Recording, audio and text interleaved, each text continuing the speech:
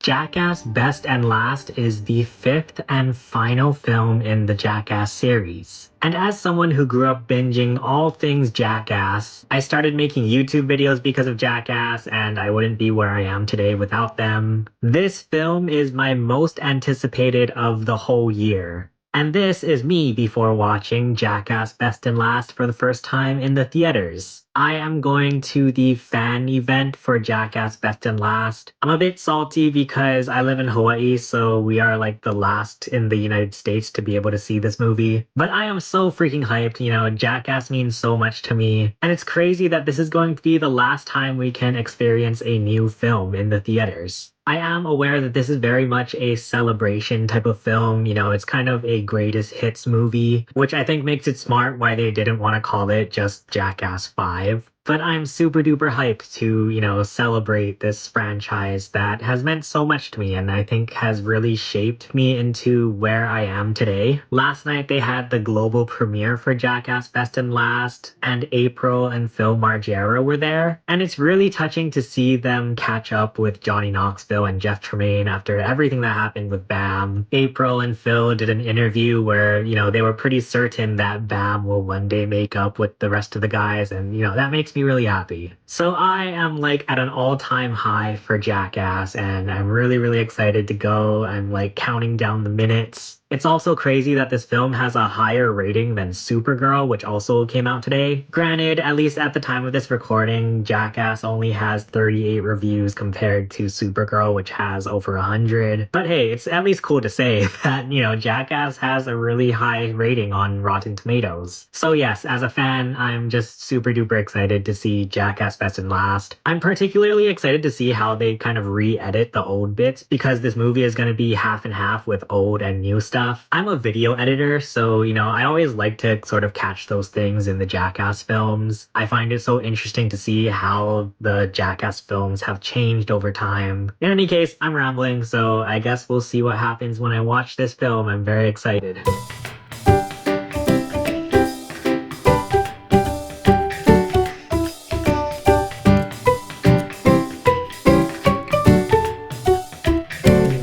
Hope you enjoy Jackass Best and Last.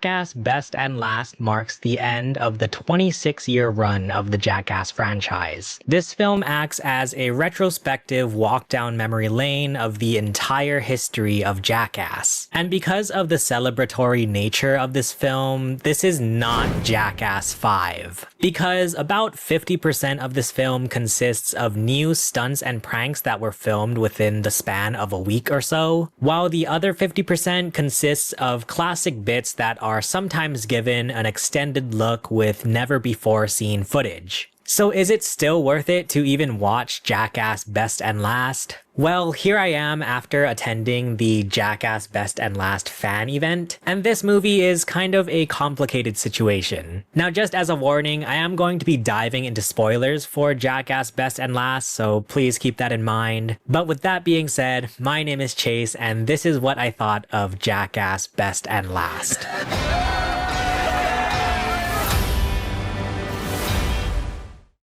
The Jackass films are famous for their high-budget, big movie-style intros, and that is once again the case with Jackass Best and Last. They go for this kind of, I guess, museum type of aesthetic, where you have these pictures hanging on the wall of classic Jackass moments, and there are a bunch of little callbacks to classic Jackass bits. For example, Steve-O gets punched in the face by the boxing glove in the wall, just like the Valentine from Jackass number 2. There's the part where Dave England gets exploded with blue paint, like in Jackass 3, and Rachel licking the electric lollipop from Jackass Forever. So in a lot of ways, that intro does set the tone for this film, where it's very much going to be looking back in the past and kind of appreciating, the entire history of this franchise. I loved the music that they used for this intro, which was Bonnie Taylor's Holding Out for a Hero. Such an iconic song, and I think it's very fitting considering what these guys have gone through for our entertainment. Now, with that being said, this is honestly not my favorite of the Jackass film intros. It kind of felt a little cobbled together. While I thought it was pretty cool how they went for this practical effect where the guys are just moving through this room on the floor, which you can see in the credits is done by people actually moving the entire set around the guys. It's really cool. But I don't know, it didn't have that sort of grandiose epicness of some of the other intros. And speaking of the other films, I don't think Best and Last intro kind of had a cohesive theme or a memorable theme like some of the other ones. You know, you have the first Jackass movie where it's the giant shopping cart. Jackass number 2 was the running of the bulls. Jackass 3D had that giant rainbow mural. And of course, Jackass Forever had the epic kaiju intro. This one, while it does have a lot of fun references and callbacks to the old Jackass films, it's just kind of a plain gray room. Like, I wish they, you know, painted it or something, or, you know, made it really colorful or something like that. We all know how colorful Jackass can be at times. Look away,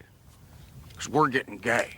And that brings us into the actual meat of this film, which are all of these stunts and pranks. So let's start off with the best of bits from Jackass Best and Last. What I liked about the old bits that they included is that they did add some extra behind the scenes footage or even like extra angles that were different from the theatrical cuts. So for example, the big ones that I really liked the addition of new footage of were there was more footage added to the butt x-ray with Ryan Dunn, which I really appreciated because I always felt like butt x-ray kind of ends too soon. Like, it feels really fast for what is supposed to be kind of the finale of the first Jackass movie. So I'm glad we got to see more footage from, you know, the actual prank part of butt x-ray. We also got to see the first take from the magic trick from Jackass Forever, which is a pretty big moment because it's, you know, the final time that Johnny Knoxville can get in front of a bull again. And so Johnny Knoxville actually did that twice. The first time he did it, the footage didn't really turn out as he was hoping or as he was expecting, although it did still give him 2 broken ribs. So you get this kind of like behind the scenes look as to seeing, you know, Johnny Knoxville just super bummed that he has to do this bull stunt again. And of course, it was the second take where he did the flip and got like the worst injury of his life. It's probably the biggest hit you've ever hit.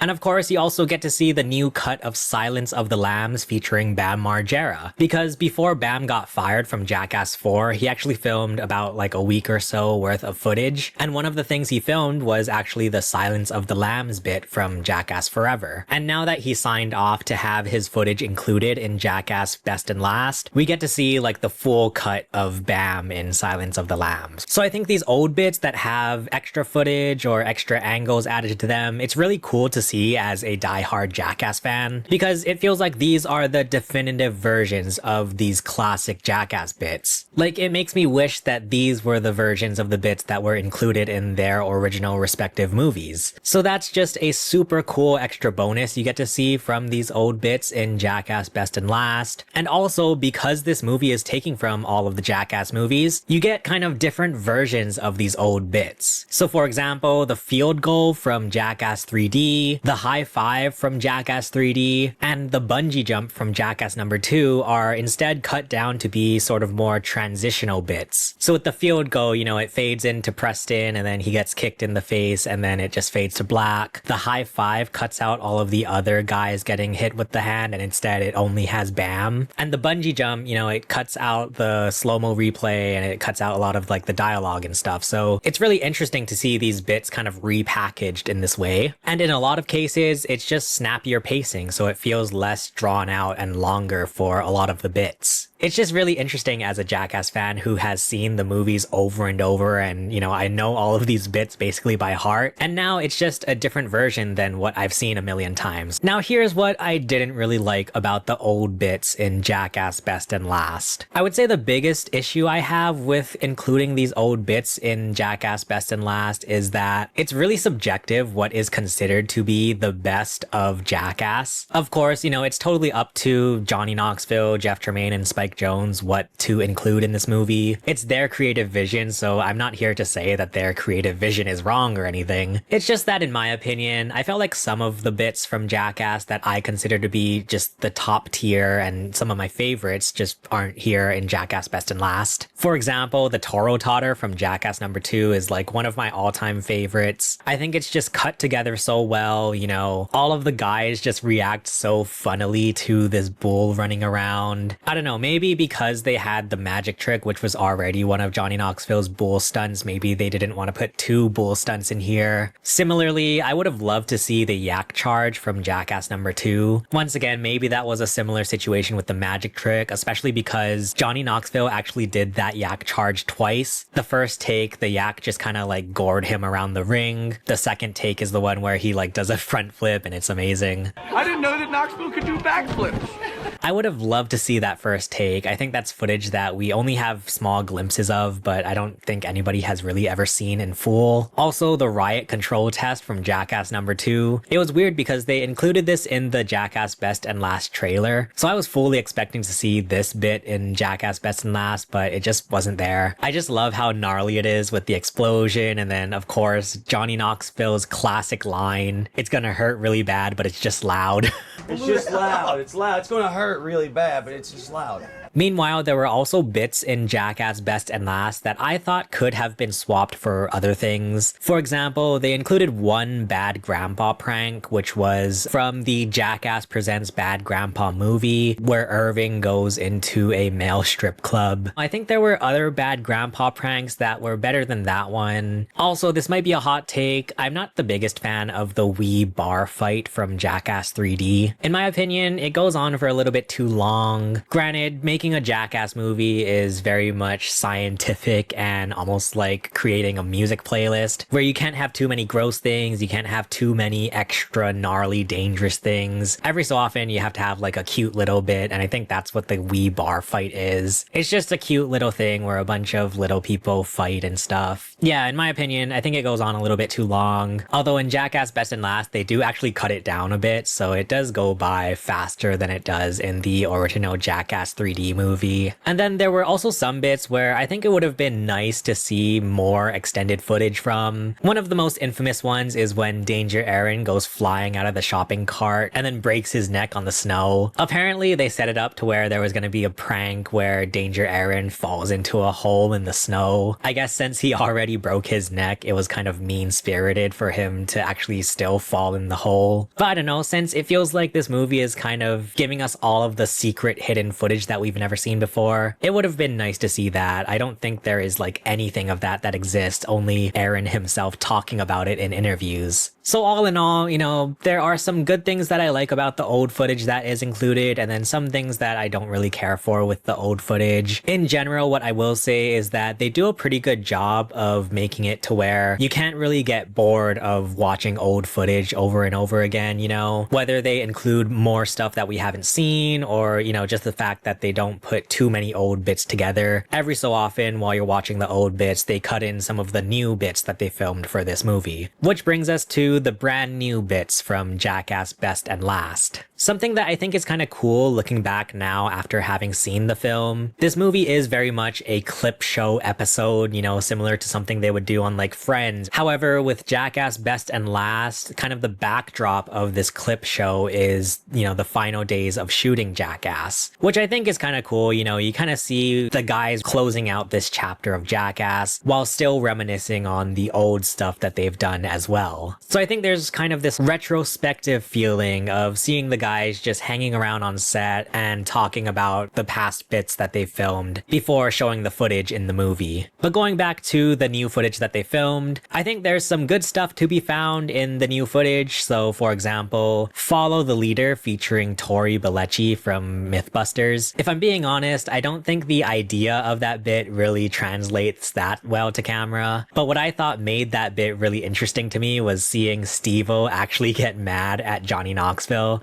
For the most part, you never really see Steve-O getting mad at Johnny Knoxville because they have such a brotherly relationship. So I don't know, I just thought it was kind of funny to see that this was the first time we actually see Steve-O get mad at Knoxville on camera. Speaking of Steve-O, there's a bit where he tries to pull off a magic trick in which he pretends to swallow a ping pong ball and then poop it out of his butt. I just thought it was funny to see him trying so hard to get this ping pong ball out only to reveal to the camera and to all the guys that I actually actually shoved a ping pong ball up my butt, but I think I lost it. It's just so dumb and so silly. It reminds me of a lot of the old stuff that they filmed for like Jackass the movie, where Wee Man kicks himself in the head. It's just all the guys hanging out on set, and you can see that they're wearing their outfits from the intro of the movie, and they just do something stupid on the side, you know? That very much feels just like an old school type of bit from the first Jackass movie or something. I also thought it was funny how they actually had some continuity throughout this film, where Poopies gets lip filler near the beginning of the movie, and then all throughout the rest of the film he has this lip filler on, which is just kind of like a random side detail that you notice as he's doing these other bits, or like part of the peanut gallery or something. It's funny to see any kind of continuity in a Jackass film, you know? Of course, we can't forget the human pretzel, which I'll have to agree with a lot of people in saying that it's probably the most vile bit possibly in the history of Jackass. That's always something really funny about Jackass, is when, you know, the bits just go so insane and then it just becomes absolute chaos by the end of it. So I do think there is some fun to be had even after all these years where they're shooting some of the last Jackass bits ever. With that being said, I do think there are some like weird issues with some of the new bits that they filmed. For one thing, everything is filmed within what feels like the same environment. Like, it feels like most of the bits were just filmed outside some random building or like in some random parking lot, which once again, on one hand, I think it kind of leans into the classic old school style of the first Jackass film, where they would just film bits wherever they were, you know, there wasn't really any big scenery or big environments or anything like that. On the other hand, I think it would have been nice if there were some kind of cohesive environments of the bits. You know, you look at Jackass number 2 onwards, and there was always some kind of interesting or unique location and scenery in every single bit. And speaking of variety, there was also a pretty noticeable lacking of variety in the actual bits themselves. For me, it felt like every single bit involved electricity or getting shocked. You have the follow the leader bit that I mentioned earlier, which uses like those muscle stimulators, the shock collar for Poopy's penis, even the marionettes where Danger Aaron gets shot with a taser gun. It just felt like there were so many bits involving somebody getting electrocuted, and I wish there was a bit more variety in the ideas themselves. It also felt like some of the cast members weren't really utilized in this film very much. The main ones I can think of were like Wee Man, Preston, and Rachel Wolfson. Granted, there were apparently some bits that were cut from the film, as we can see from some of the trailers and ad spots that they posted, but especially because this is the final Jackass film, I definitely think more of the cast members should have been highlighted. But speaking of the new cast, one good thing I will say about the new footage is that it does feel like the new cast finally fits in with the OG cast, where it felt like in Jackass Forever we were getting introduced to these new guys and it was kind of an adjustment seeing them alongside the original Jackass guys that we know and love. In the new bits of Jackass Best and Last, it feels like they all finally mesh together really well, especially with Poopies, where it almost feels like Poopies is the new Danger Aaron.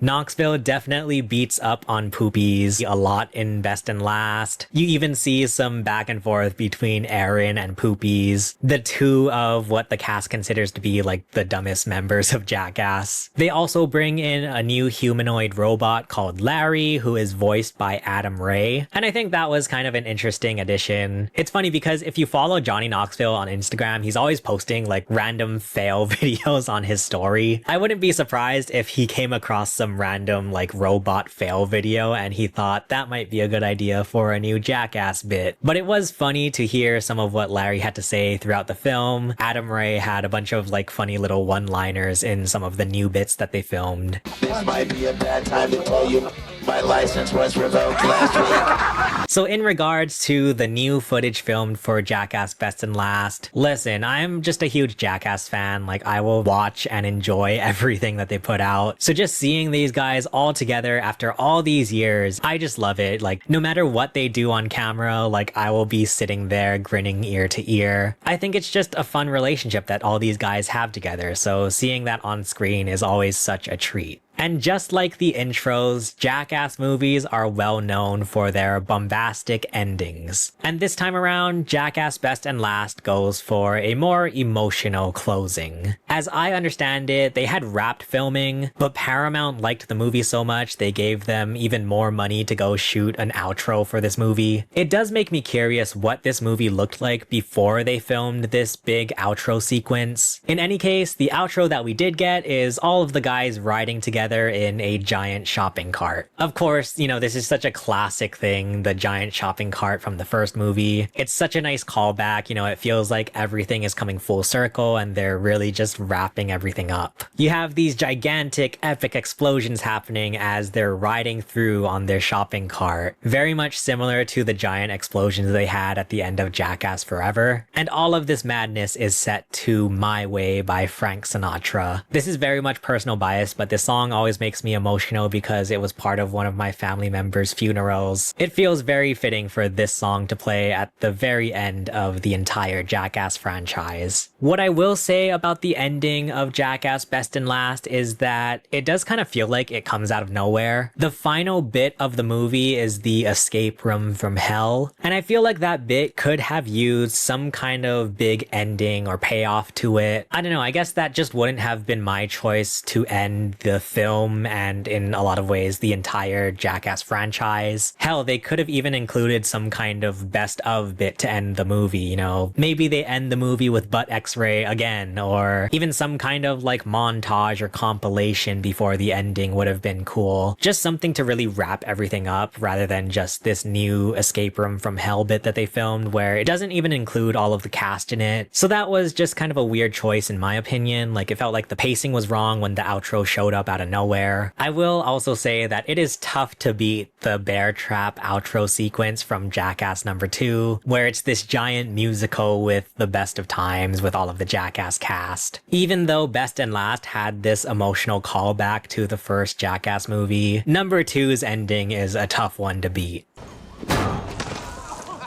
But hey, it was really sweet and really touching to see the OG cast riding off into the sunset in their giant shopping cart. It really does feel like a big finale, a big send-off, just all of the guys smiling and laughing together, hugging each other. It's just really nice to see all of the guys together for one last hurrah. So overall, what I can say is that Jackass Best and Last is not a traditional Jackass movie. This is more of a farewell special rather than an actual Jackass movie, almost like a documentary of the history of Jackass. You have a lot more talking head sequences, you see a lot more of like the behind the scenes and the history and making of Jackass. So I almost feel like it's not really fair to compare Jackass Best and Last to the other movies. You almost have to go into the mindset of reviewing this movie completely separate from, you know, everything you've seen of Jackass in the past, because it does contain, you know, what the creators consider to be the best bits from all of the other movies. And I don't know if any other Jackass fanatics are on my same line of thinking, where I consider the first 3 movies to be the original trilogy, you know, like Star Wars Episode 4, 5, and 6. Then I consider Jackass Forever to be its own separate thing, basically a reunion special after 10 years since the last movie. And then now Jackass Best and Last is another separate thing where it's a farewell special. 1 through 3 are completely separate, you know, their own OG trilogy, and then you have these extra specials that they've made after many years later. And because of that, in terms of who I think this movie would be best suited for, I think this movie almost works best for the 2 complete ends of the spectrum. This would be a fun watch for either the die-hard fans of Jackass who, you know, want to know all of the hidden footage that we haven't seen over the years, or it works really well for new or casual viewers of Jackass where they don't necessarily remember every single bit, you know. You can get kind of a general overview of the history of Jackass and just a full retrospective of the franchise, while maybe seeing some of the old bits for the first time. In the end, though,